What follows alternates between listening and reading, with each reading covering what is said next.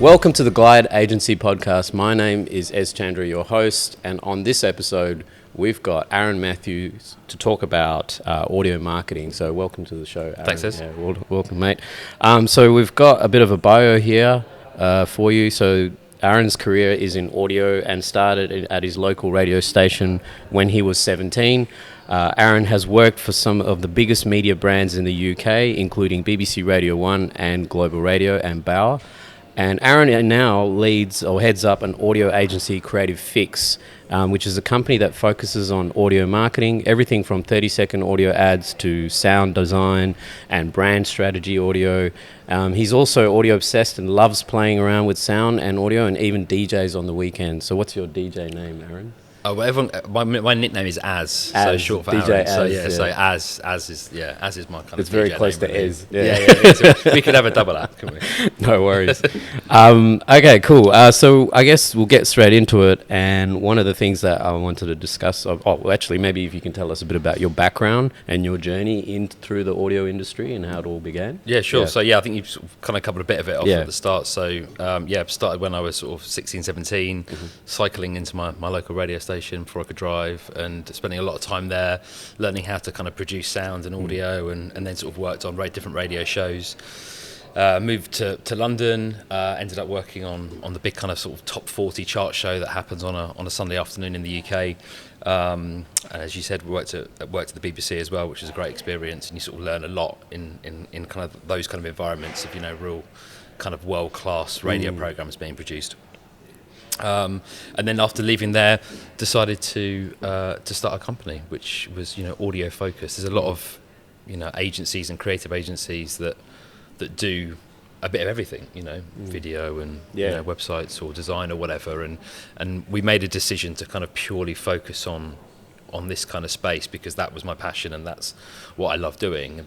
But as sort of aside from radio and moving into kind of the digital space and how ads run on Spotify and Pandora and lots of other platforms, Which is why we connected in the first place. Yeah, absolutely. I loved what you guys were doing, and so niche but so specialized. And you really know your craft. So I'm really looking forward to your discussions today, and kind of getting some advice and strategy around where the space is moving. So it's really, really cool. So what's your role in the agency now? What do you do from a So I kind of head up creative, really. So the kind of as well as running the company, kind of making sure that we're kind of on track as to what we're doing, but also when we're getting those briefs in and just looking at what we can do that's a bit different. I guess with where we are now in the space, we've sort of fallen into kind of this pattern where some people are kind of putting radio ads in this digital space and it's not really the same environment. You're listening to it in a totally different way. So it's about thinking about actually how can we do this a little bit differently? Why are we have this kind of weird legacy from radio because we're in this kind of 30-second spot space, and agencies are used to that. They understand that radio is 30 seconds, it has to be a certain way, and we've sort of got ourselves trapped in this weird legacy of it. And actually the great thing about audio is actually anything's possible. We can do anything really in this space. There are no real time restrictions. There's a lot more creativity than what people realize. Absolutely. Yeah. But I guess the old model has its structures in place, from briefing to how the ads are created, and absolutely even the I guess the flow of the ads, from beginning, start, middle, end, and all that sort of stuff. Totally. So that's obviously changing. You're kind of pushing the boundaries in that. And we're just trying to sort of reimagine it and rethink it and think, well, actually, why are we doing it the same way? We're very much used to kind of a voiceover over a bed being a bit shouty on a radio ad, because of the environment that you're listening to radio, right? Yeah, that's so you're true, listening to it. It's a shared experience. We're listening to it in our cars. We're listening to it, in even on an Alexa speaker in the kitchen or whatever it might be. But there's also a lot of other things happening. So those ads have to grab your attention, which is why they're generally quite loud. And we'll go into it a bit more, but it feels like audio now is becoming part of our life, from everyday things like what you said, might be cooking, might be going for a jog, running, and it doesn't need to be intrusive anymore. It just needs to kind of blend in. But but be more of an experience that people can really remember and feel comfortable with, right? Yeah, totally. So, and that's part of your job, is to kind of make an ad, but then make it fit within the context of where it's being played. That's exactly it. Yeah, and that's our big thing, is looking at the environment, looking at the context of the podcast or the Spotify playlist, or the environment you're listening to, listening it in it with whether that's like with where if you're listening on headphones or if you're listening on a speaker. We can do stuff in podcast advertising and audio advertising while people are listening in the headphones that you can never do on radio. So better use of sound design, making ads that aren't too shouty, that are conversational, that talk to you on a kind of level, and that are contextually relevant to the program you're listening to, which is also the other important thing. Yeah, cool. Love it. Okay, so going onto our next key topic, which is really the transition to digital audio advertising. So could you explain what is digital audio advertising for our viewers? Yep. What channels, what's popular, and where are brands most likely to be active? Yeah. It's really an audio ad that is played within a kind of connected device. Anything that's kind of connected to the internet and you're hearing a 30-second ad, that really is the space that we're in. So that's anything from Spotify ads to the ads that you hear at the start, middle and end of a podcast, through to even digital radio ads. If you're listening to a radio station on the app, you can have a different experience to potentially if you're listening on FM, say. So it's that kind of full spectrum really, and that's the sort of the advertising side of it and the audio ad side of it. Yeah, and I guess you've seen some brands kind of succeed in those channels over the years, which we'll get into a bit more deeper. Now, radio obviously is collective audio experience, whereas what you're sort of moving into is the digital experience, right? Can you talk to us about that personal experience that digital brings versus traditional radio? The big thing is there's a couple of things. I think the first thing is and this is not me slagging off radio in any way. I love radio. Radio still has a place within marketing, without a doubt. But radio is very kind of catch-all, really. You're kind of shooting your kind of message out to a lot of people at one time. It isn't particularly well targeted. There's quite a lot of wastage. Again, depending on what your kind of brand strategy is. If it's a branding exercise by just purely getting your brand out there, radio is fantastic for that repetition and that constant reminder of who this brand is, front of mind, absolutely spot on. If it's something more targeted and sales message potentially, or product focus or whatever, that potentially could work contextually around a program. So for instance, business and finance shows, or parenting shows, or sports shows, a brand that aligns with those. That's where then you can start to be more targeted and align your brand with a core of listeners that are much more interested in potentially your product. Yeah, I mean, as an example, you could have Rolex or Aston Martin absolutely doing a radio ad on a high-profile business finance executive podcast. Yeah, right? CFO podcast or something like that, where you're really targeting a high-value customer. Yeah. We've just finished a ad campaign for Remover, which is a German suitcase brand. You've probably heard of them. They're aluminium, really nice, premium, really premium. And we did a set of ads for the FT in the UK, and that was a very much premium sounding ad next to a premium sounding on a premium content next to some FT content, which worked really well. So and they were placed on podcasts and channels and shows that were very much targeted to the customers. Yeah. So I guess it's targeting the niche, isn't it? It's really focusing on niche audiences and things definitely. like that. And then I was just going to say the second bit of that, and the sort of difference where targeting is one thing, and then the other big thing is that we know from research that over 80% of people listen to podcasts and to a certain extent audio in their headphones. which allows us to, first of all, which is the most important thing, is get the listener's full attention. There is no distractions there. They're not in the car. The dog's not barking. The kids aren't screaming. The headphones are on. They're usually noise cancelling headphones. So true. If I'm doing the laundry, I know my son is like doing something. He's playing Xbox or whatever, so he's tuned out. Yeah. And I know that I've got that time to, I don't know, hang my clothes out. Exactly. Right? Yeah. 20 minutes, and I'm like, cool. I'm going to listen to a YouTube or a podcast or whatever. Definitely. Yeah. But and you're obviously a marketeer. There's no other channel I can think of that doesn't have that level of, I guess, attention really, and long periods. Yeah, like absolutely. There's an no hour, whatever.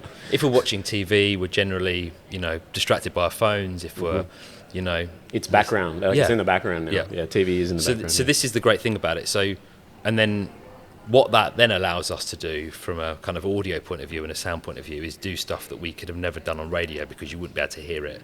We've got people's attentions. We can do some really cool stuff with sound, the use of language, different sounding voiceovers, stuff to really get people's attention that works contextually within that podcast. It's fascinating, isn't it? Because you're going from a broadcast type approach, which is about how do we get people's attention, how do we make noise so that people listen to this ad, or when they hear the sounds they recognize the brand, to now creatively thinking, okay, we actually have the person's attention, we've got 100% of their attention. Absolutely. How do we keep them listening and actually take something from this experience and create some action, which is a very different approach. Exactly. Yeah. And also, how do we not sell to them in a salesy kind of TV, radio, shouty way? How do we tell the story of our brand? How do we make them feel through audio? All of this stuff that brands are doing at the moment with telling their story.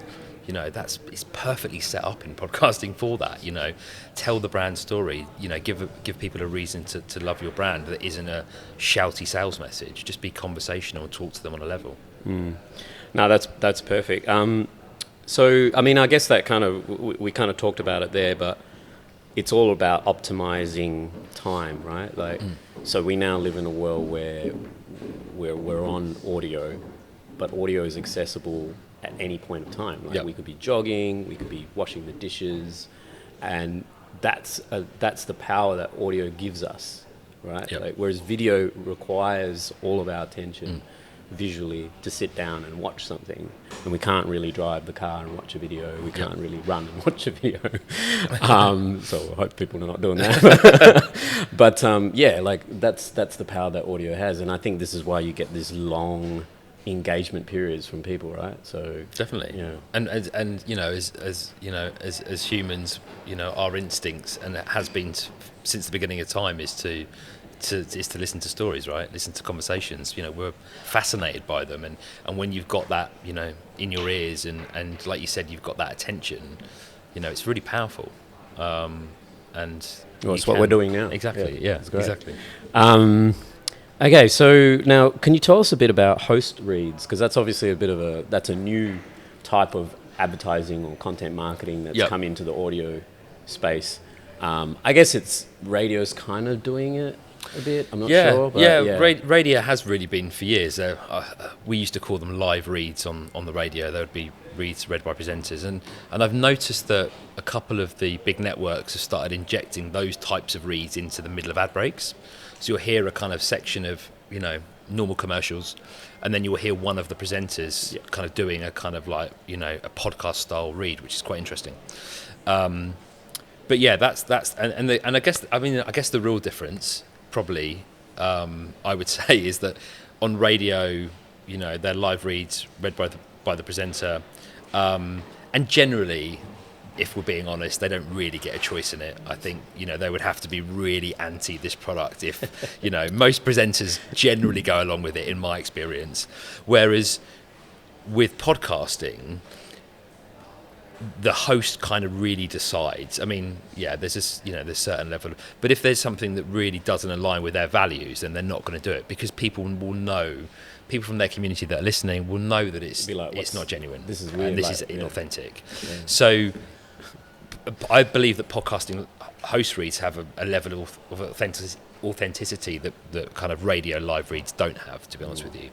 And again, we're talking about contextually relevant. So, the host of a sports show reading out something about, watching the World Cup, or, business and finance host, reading something about how, like you said earlier, Rolex or whatever it might be. But doing it in a way that, again, isn't salesy, that is conversational.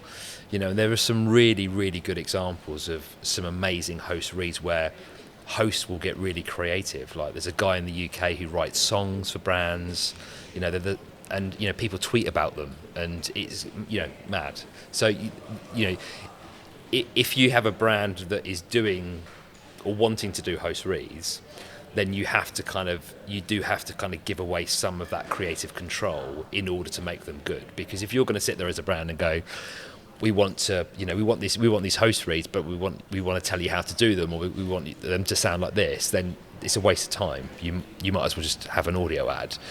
What this does, this format, is allows the host to run with it, to do it in a way that's customized and contextually relevant with their show, and makes the listener go, oh, okay, this is I'm remembering this ad because it's interesting or funny or whatever it might be.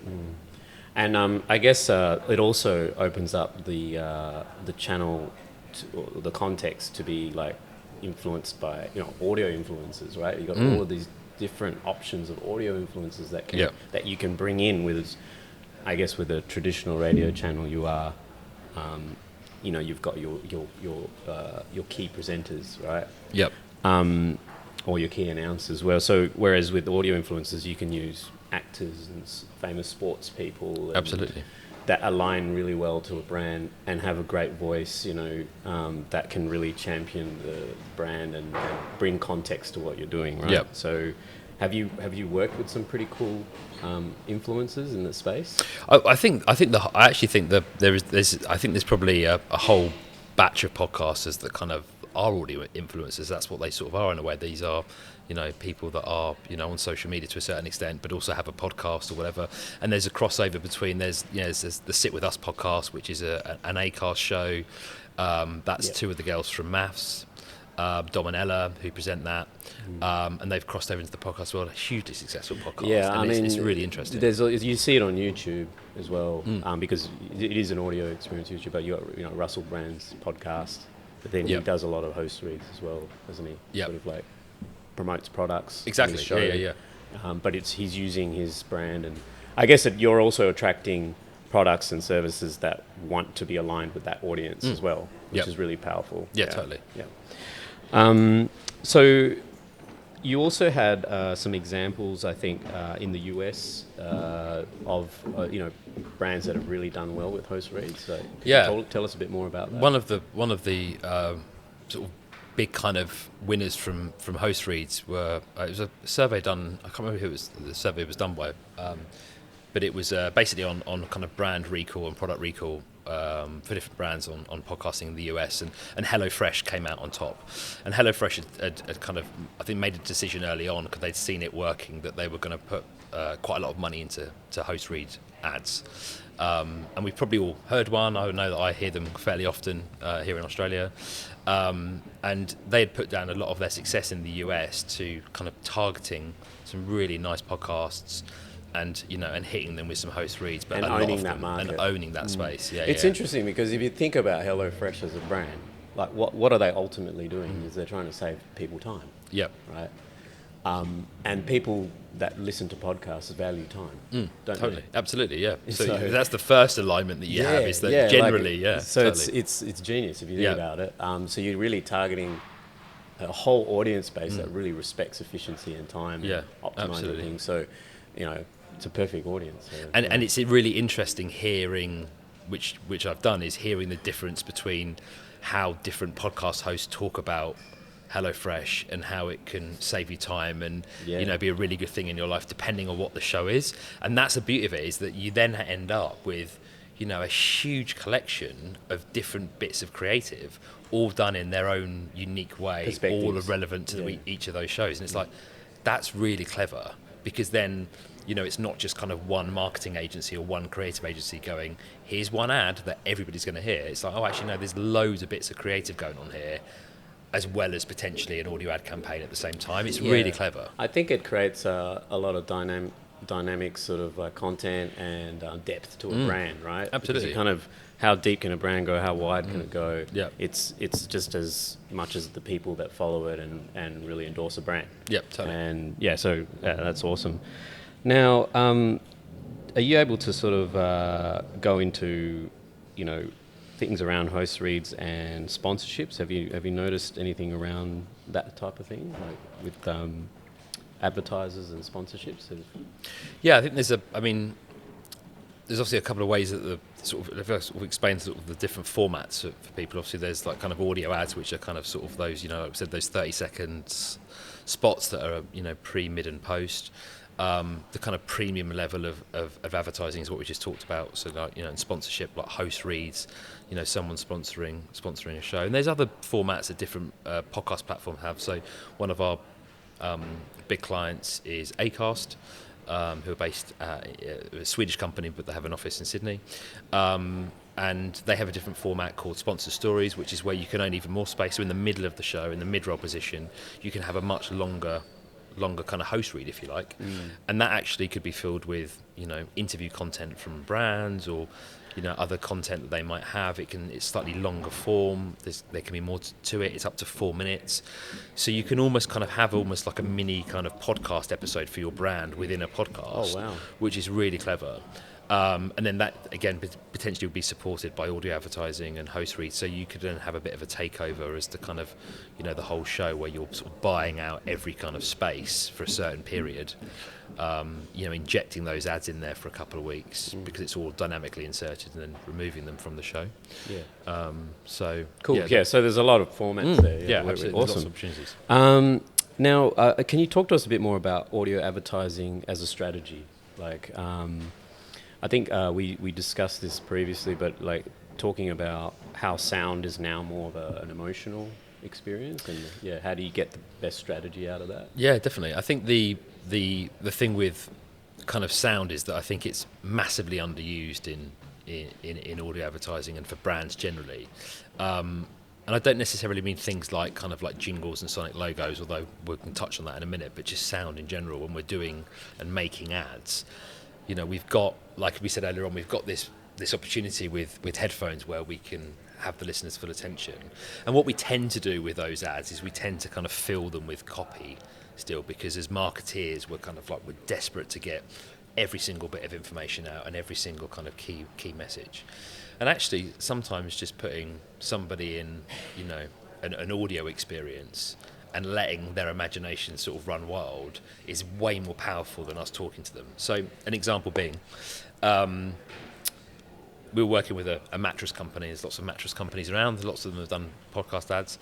And we had a situation where these ads were becoming so filled with kind of like sales messages, where it was almost kind of hard to kind of remember what was going on and to keep up. Well, if you look at all the general marketing, about mattresses, it's always around, you know, 50% off. Absolutely, discount, 100 you know. nights, you know, free trial or whatever it might be. Yeah, it's all about like what you can take off the value of the exactly. actual product. Yeah. So, and we'd sort of come up with this idea where actually could we flip this up and make this ad really simple and actually make it really effective in terms of how it sounds, bearing in mind that when you're listening to a podcast, you're listening to lots of speech, right?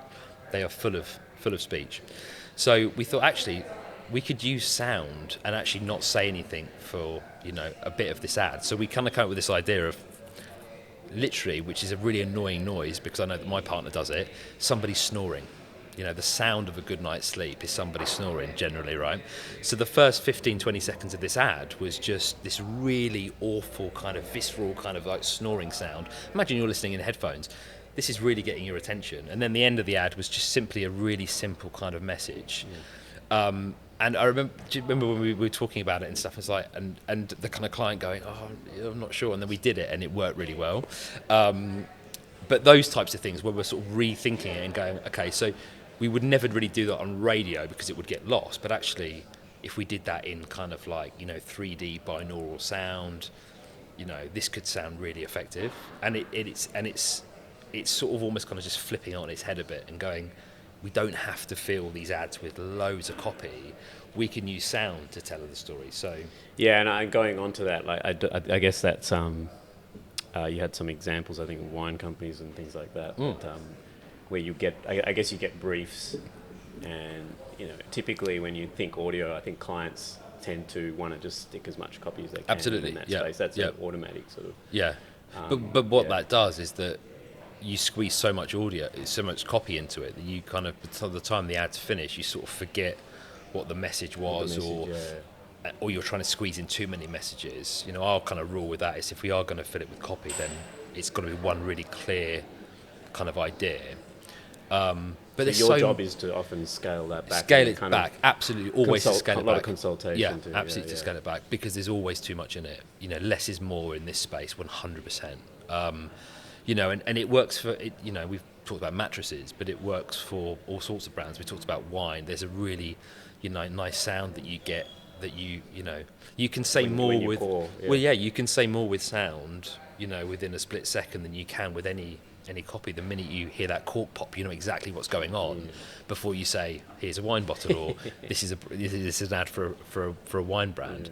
The same with a holiday company sitting on a beach, waves lapping at the shore, that kind of soft wind, birds and stuff. It's like you've put somebody on a beach within a couple of milliseconds. Yeah, that's powerful. Yeah, so like really immersive type sounds that, as if you were in that scene, exactly. in that moment, or like you're saying, you could be in the room and you heard the pop of the bottle, the cork coming out, and then you're pouring the glass, so you're really in that experience. Yep. We did some tourism ads for Tourism New Zealand during kind of probably the last sort of days of COVID. I think it was when the kind of the sort of travel bubble was about to open up, but it hadn't quite, and they wanted to kind of sort of be front of mind for Australians, that actually if they could travel anywhere, and it was probably going to be New Zealand before it was anywhere else in the world, to sort of be front of mind.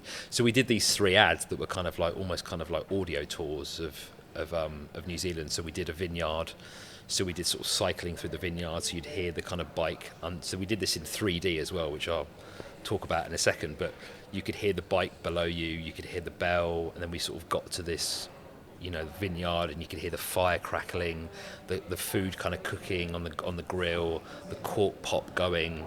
It was these really immersive kind of audio-rich experiences. And again, a sort of a good example of how you can do more with sound than you can with copy. Well, I guess it's almost like I think with this, the beauty of this channel, this digital audio channel, is that you can tap into getting people into an immersive experience, but then they're now using their imagination and their mind to picture the visuals, right?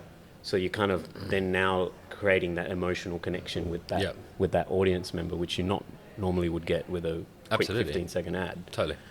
So instead of just brain dumping with all this information of, well, where is it? What's the website address? What's where do I go? It's sort of like getting them there, and then they do the research and the things afterwards. Yeah, and that's the other thing I say about audio ads. Sorry to interrupt you. Just it isn't our job to tell in these ads. It isn't our job to tell you everything about this company, right?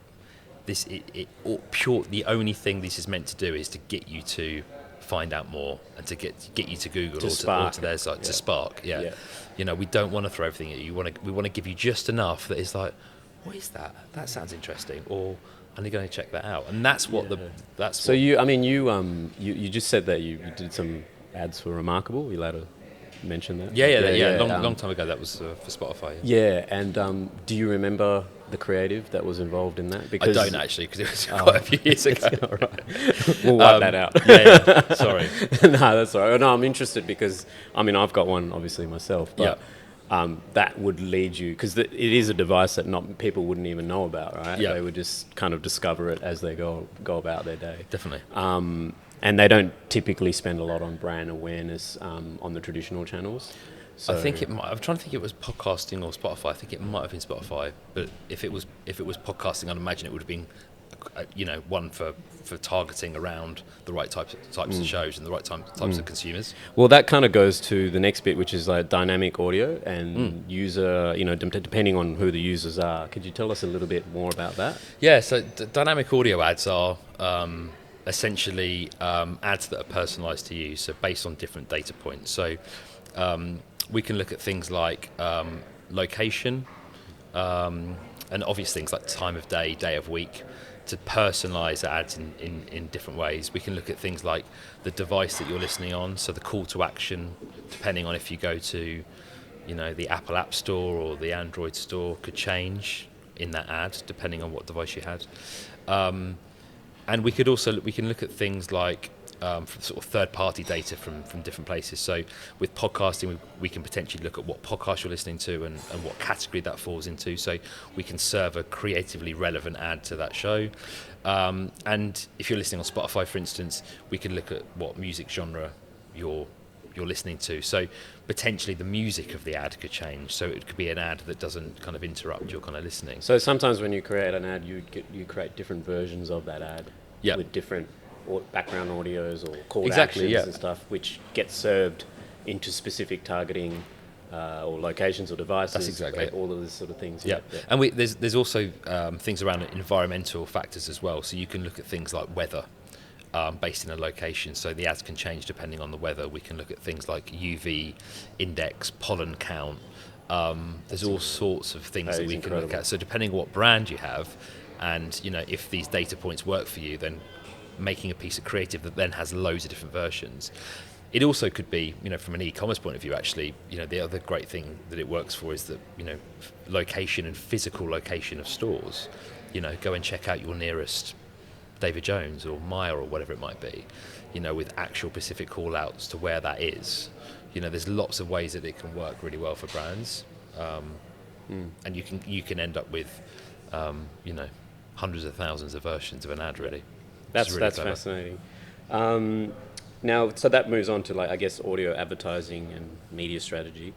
Have you are you able to kind of paint a picture of the examples, like, and how this is executed to, like, Spotify? You kind of work with agencies and media partners. Yep. Around media planning and digital audio buying. If you can just delve into that world for us. Yeah, sure. So we work with a third party for planning media spend for our clients around the digital audio space. They're digital audio specialists, and the way that we like to work in that sense is that we like to kind of think about, obviously, who we're going to talk to, where those people are, but crucially, which is sometimes not how it works, is thinking about what the creative is and what the idea is, because essentially that's the bit that has to move someone into action, right? We have to make sure that that's right, and it's right within the kind of plan that we're putting forward. And what quite often happens is that a brand or a agency will go ahead and go, we're going to spend a million impressions on this Chandra stuff, and we haven't really thought through the kind of strategy, who we're talking to, what the creative's saying. Yeah. So it's trying to make sure we do it in the right order, which is why it's really nice. Just chasing impressions. Exactly. It's often the first thing that you do. Yeah, what's exactly. What's the reach? What's the impressions? More like, what's our audience? Yeah. Where are they?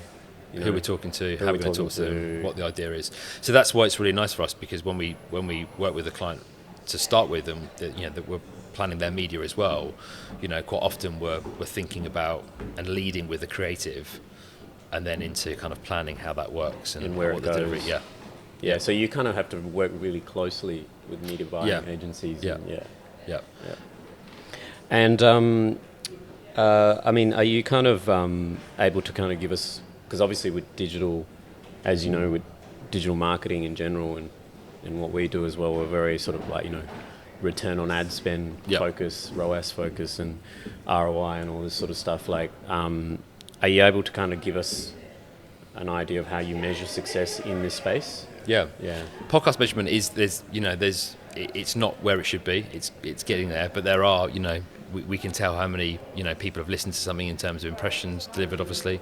But there is a gap in it for podcasting at the moment. There's things that we can do that prove measurements. So things like, vanity URLs at the end of ads help.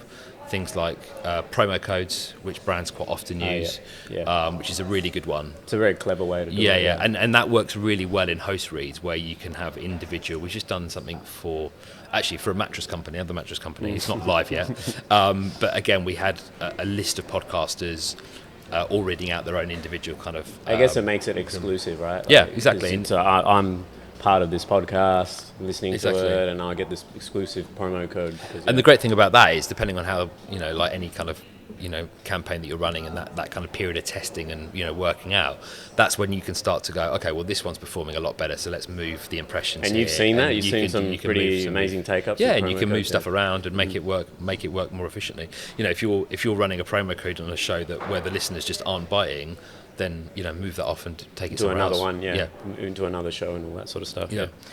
Okay. And I think you sort of mentioned a couple of brands, or I don't know if this rings a bell, but I think we talked about Always Fudge or something like that. Does that ring a bell? It's like a show. Is it? No. I'm not sure actually. John Hughes. John Hughes is a. We've talked about this because this is a kind of good example of. This is a good example of brand awareness, right? Who from a guy in a brand that has, a guessing a fair marketing budget to spend. Whenever I think about, MGs and the cars that he sells, your brain automatically thinks John Hughes, because he spends a lot of money on radio. There's a lot of brand awareness there, and it's not necessarily a sales message. Obviously, a lot of the TV ads that he runs, do have that kind of product message and the car message and stuff. But he is very front of mind. I'd imagine if you went around to anybody in this office or anyone on the street and said, name a car dealer in Perth, I'd imagine the first thing that they would say is John Hughes, because that awareness level. So I think that's where radio still is.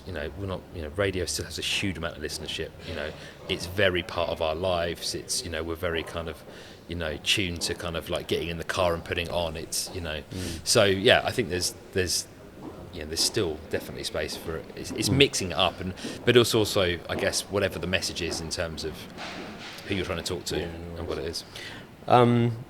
So I guess our final point, like just to end the podcast, is basically around where the industry is heading towards and where the future is. Like, I think you brought a few gadgets here. Yes, I'll show you something which is quite. But like what's your general like perception of how the market is going to go in the industry, and then obviously social media is going through some big changes at the moment.